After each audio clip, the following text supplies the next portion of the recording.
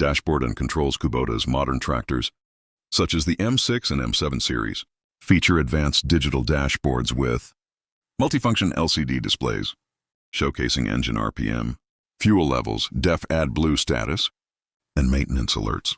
Indicator lights for functions like 4WD engagement, PTO status, and regeneration processes. Customizable settings, allowing operators to adjust display information based on preferences.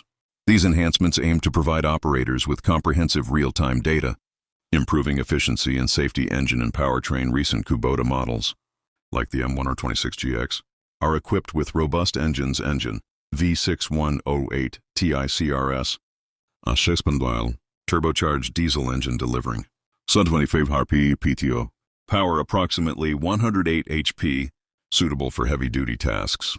Transmission IntelliShift with 24 forward and 24 reverse gears, facilitating smooth operation. Wheels and tires. Kubota tractors are designed with various wheel configurations to suit different terrains.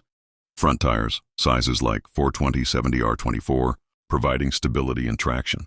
Rear tires, larger sizes such as 520/70R38, ensuring optimal ground contact. 4WD systems, standard in many models, enhancing maneuverability and control. Additional features.